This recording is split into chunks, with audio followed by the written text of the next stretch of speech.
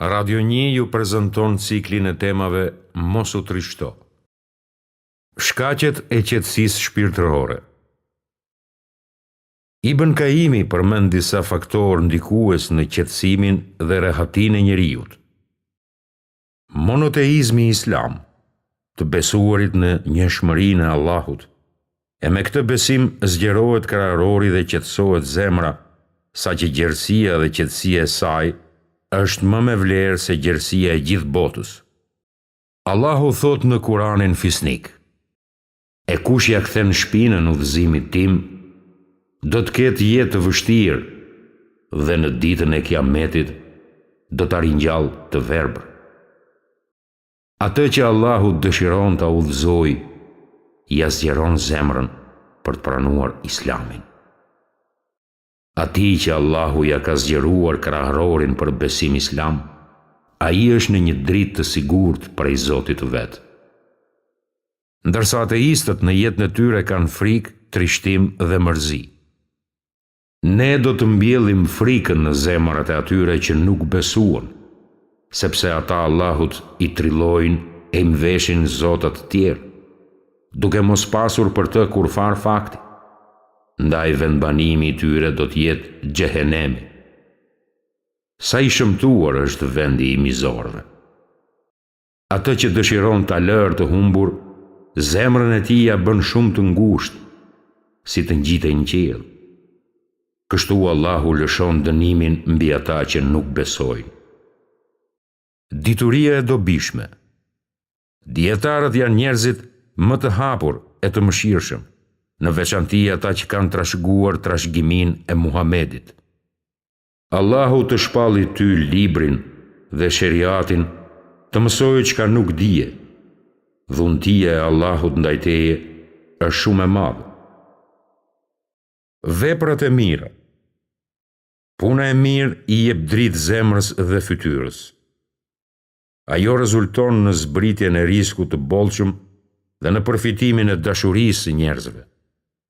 Allahu thot: "Sikur ata ti përmbaheshin në rrugës së drejtë, ne do u lëshonim atyre ujë me bollëk." Trimëria. Njeriu trim është i vendosur dhe i fortë. Atë se trazojnë as vuajtjet e as vështirësitë financiare. Largimi nga mëkatet. Mëkatet janë të dëmshme për të tashmen dhe errësirë vrasëse për të ardhmen. Një poet thot: "Kam parë se mëkatet vdesin zemrën. Ata që shkojnë pas tyre fitojnë vetëm gjëmën." Largimi nga teprimi në gjërat e lejuara. Këtu hyjnë ushqimet e përditshme, fjalët dhe gjumi. Dhe ata të cilët i shmangën së kotës, fjala punë. Që ai nuk hedh ndonjë fjalë të mos jetë pranë tij përcjellësi i gatshëm. Hani dhe pini e mos e teproni, sepse ai si do ata që e teprojnë. Një poet thot: "O ti shok i shtratit, me gjumë ke tepruar. Ta dish se pas kësaj jete ka gjumë të pambaruar." Gjërat e përcaktuara. Një pacient i cili ishte në depresion dhe shtërim psikik, e pyet mjekun musliman për këshill mjekësore, dhe ai i përgjigjet: "Kuptoje se bota dhe gjithçka ekziston në të është krijuar nga krijuesi i gjithësisë dhe është paracaktuar. Asnjë lëvizje s'ndodh në të përveç se me urdhrin e krijuesit. Atëhere, përse të mërzitesh e të pikëllohesh? Allahu i ka krijuar përcaktimet e krijesave 50.000 vjet përpara se t'i krijonte." Në këtë kontekst, Mutenebiu thot: "Gjërat e vogla zmadhohen në syrin e njeriu të vogël. Gjërat e mëdhaja zvoglohen në syrin e njeriu të madh." Shija e ëmbël e lirisë. Er-Rashidi shkruan në librin e tij El Mesar: "Kush posedon 360 copa buke, një kuti me vaj dhe 1600 hurma, atë nuk mund të arobrojë askush. Njeri nga të parët tanë thonte: kush posedon një copë bukë të thatë dhe ujë të mjaftueshëm, ka shpëtuar nga robëria përveç asaj ndaj Allahut, e jo për ta shpërblyer ndo kënd që i ka bërë mirë më parë. Ata të cilët vrapojnë të gjejnë lumturinë në grumbullimin e pasurisë apo posteve të larta në shoqëri, janë vetëm në humbje të vazhdueshme, nga që ata vetes i sjellin vetëm shqetësime dhe depresione. Në Kuranin fisnik thuhet: në të vërtet, ju na erdhët një nga një, ashtu si ju krijuam së pari. Keni lënë prapa shpinës atë që ju patëm dhënë. Po ju i jepni përparësi jetës së kësaj bote, e dihet se jeta e botës tjetër është më e dobishme dhe e përjetshme.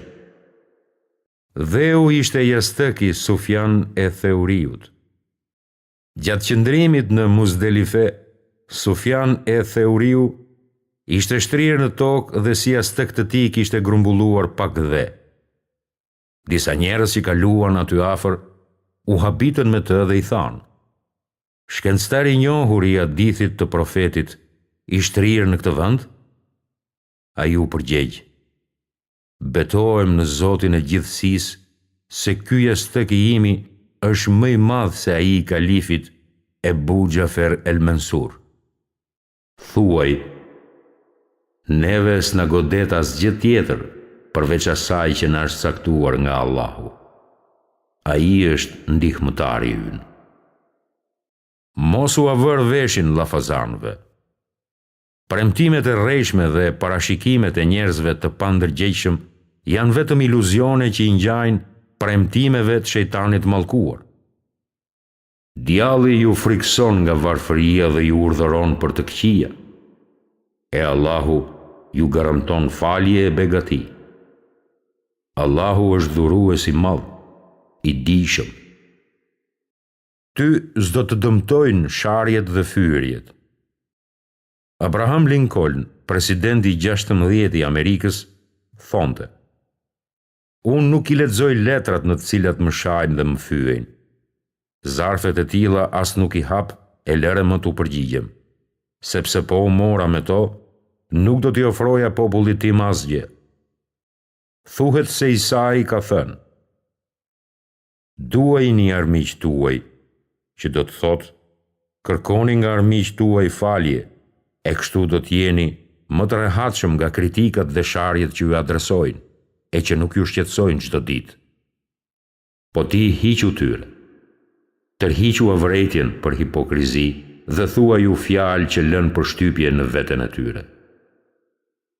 E ti o Muhammed sillu me njerëzishmëri. Ata që u afalin të keqen njerëzve, e Allahu i do bamirësit. Lexoje bukurinë e universit. Ajo që zbut zemrën dhe qetëson shpirtin është leximi i bukurisë së universit. Krijuesi në këtë gjithësi ka paraqitur bukuri të larmishme, e që ai që sheh me zemër qetësohet në këtë mjeshtri krijimi. Universi është libri i hapur i Allahut. Ai thot në Kur'an: ai krijoi qiejt e tokën dhe për ju lëshoi shi nga qielli. E ne me të bëm të lulëzojnë kopshte të bukura, që për ju ka qenë e pamundshme t'i bëni të mbijnë bimët në to.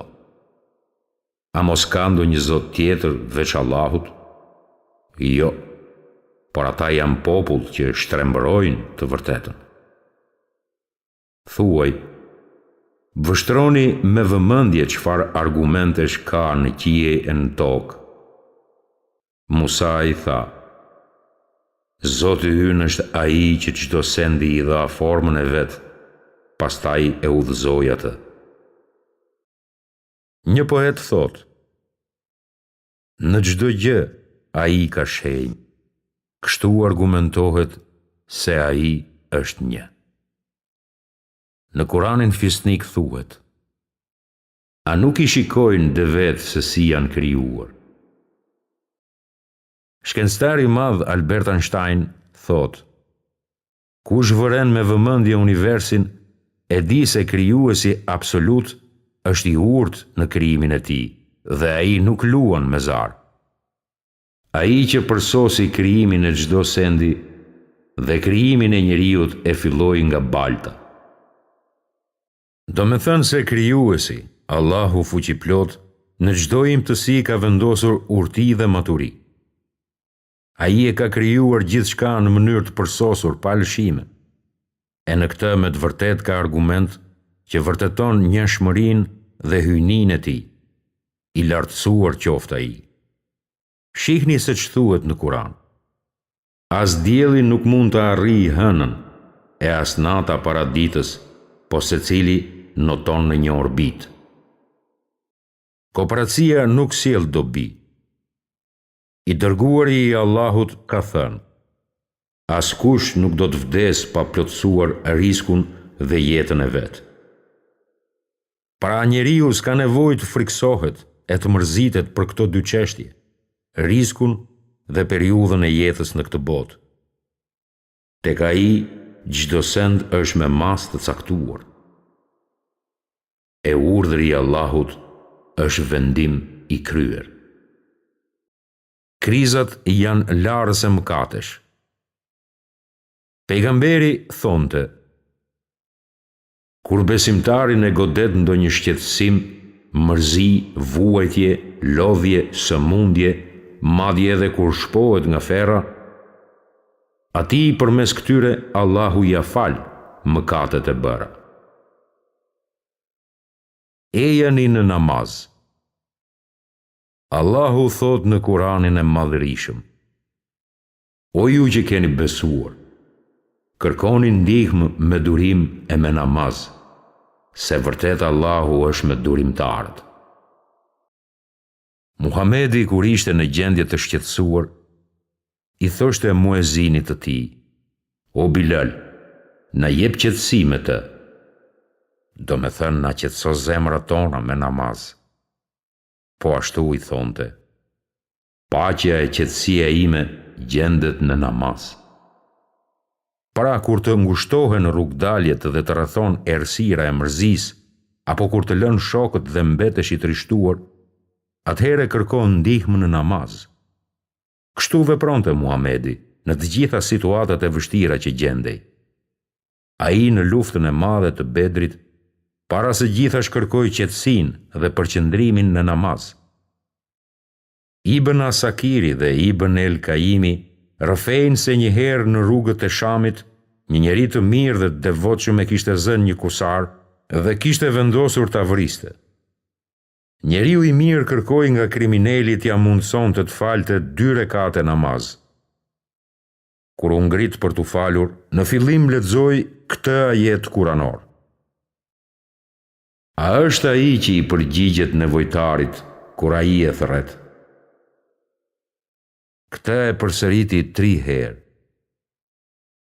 Në këtë moment erdhi një melek nga qielli dhe e vrau kriminalin duke thënë: unë jam i dërguari i atij që i përgjigjet nevojtarit kur ai e thret.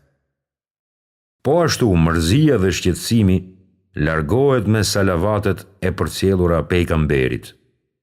Në librin e Allahut thuhet: është e vërtet se Allahu dhe engjëjt e tij me madhërim e mëshirojnë pejgamberin. O ju që keni besuar, madhërojeni për atë, duke rënë salavat dhe përshëndeteni me selam. Pejgamberi thot: kush më përcjell mua një salavat, Allahu do t'i përcjell atij 10. Shtoni salavatet ndaj meje natën dhe ditën e premte, sepse salavati juaj më ekspozohet mua. I thanë: si të ekspozohen salavatet tona kur do t'i jesh me trup i shkatruar? U përgjigj: Allahu ja ka ndaluar tokës që të tresë trupat e pejgamberëve. Ibn Taymije thot: salavatet më të plota përcjellur pejgamberit janë salavatet ibrahimie. O Zoti im, dërgoja salavatet Muhamedit dhe familjes së Muhamedit, ashtu si që dërgove ato Ibrahimit dhe familjes së Ibrahimit. O Zoti im, bekoje Muhamedin dhe familjen e Muhamedit, ashtu si bekove Ibrahimin dhe familjen e Ibrahimit në të dy botrat. Me të vërtet, ty të takon lavdia dhe madhërimi.